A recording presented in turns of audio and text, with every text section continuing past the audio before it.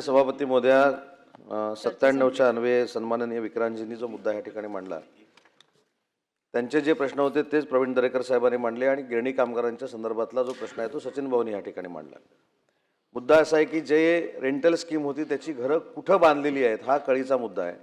ज्यावेळी आपण Panvel slum free करण्याची घोषणा करतो किंवा स्लम फ्री झालं पाहिजे म्हणून प्रयत्न करतो, ते पनवेल नगरपालिकेच्या हद्दीमध्ये असलेली MMRDAची जर घरं असतील तर त्याच्यामधला 50-50% जो इश्यू आहे तो मी समजू शकतो, तो महानगरपालिकेकडे जाईल। पण ज्यावेळी पनवेल शहराच्या बाहेर ग्रामीण भागामध्ये काही रेंटल स्कीम तयार झालेली आहे आणि त्याची मागणी विक्रांतजींनी केली की पनवेल स्लम फ्री करण्यासाठी त्यातली घरं द्यावी, हा आपल्याला धोरणात्मक निर्णय घ्यावा लागेल। दुसरी महत्त्वाची गोष्ट सचिन भाऊ तुम्ही सांगितली ती अतिशय तंतोतंत बरोबर आहे। आज देखील संध्याकाळी 6 वाजता गिरणी कामगारांच्या संदर्भातली बैठक आहे। काल आपली शिष्टमंडळाची बैठक सन्माननीय उपमुख्यमंत्री एकनाथ शिंदे साहेबांबरोबर झाली। आता ही गिरणी कामगारांची घरं देखील याच्यामध्ये आहेत।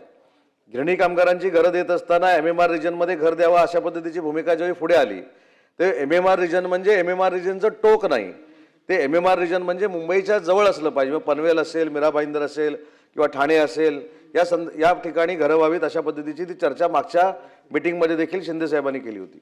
याच्यामध्ये मुद्दा असा राहतो की MMRDAनं बांधलेली पनवेलची घरं शहरातली, याच्यामध्ये आपण धोरणाप्रमाणे निर्णय घेऊ शकतो, परंतु पनवेलच्या बाहेर असलेली ग्रामीण भागातली जी घरं आहेत ती जर आपल्याला स्लम फ्री करण्यासाठी झोपडपट्टीवासियांना द्यायची असतील तर त्याच्यासाठी धोरणात्मक निर्णय घ्यावा लागेल आणि त्याच्यामध्ये गिरणी कामगारांचा देखील से घेऊनच आपल्याला पुढे जावं लागेल, हे मी जाहीरपणाने या ठिकाणी सांगतो।